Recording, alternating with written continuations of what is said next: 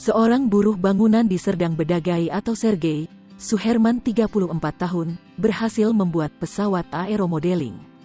Suherman mengaku sudah mempelajarinya selama setahun melalui tayangan YouTube dan grup Facebook.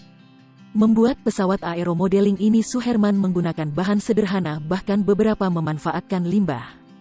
Nama pesawatnya ini aeromodeling. Untuk bahan, bodi dari boks buah dilapisi lakban. Rodanya dari sandal jepit, elektrik dan remotenya beli online, ujar Suherman, Jumat, tanggal 17 September tahun 2021. Komponen yang ada di dalam pesawat aeromodeling yaitu, motor brushless, S. Dan komponen-komponen ini hampir mirip dengan komponen untuk membuat robotik dan drone. Ditanya kesulitan membuat pesawat aeromodeling, Suherman mengatakan, pada saat merakit elektriknya. Dan harganya juga cukup mahal. Selain itu, kesulitan lainnya pada saat mencari scale-nya atau bodinya agar kelihatan seperti pesawat aslinya. Sedangkan, di bagian sayapnya, perlu perhitungan yang akurat dan yang paling utama di senter gravitasi, CG.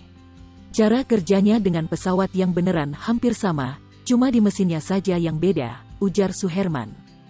Untuk daya tahan baterainya, jika dimainkan secara normal bisa bertahan hingga 7 menit.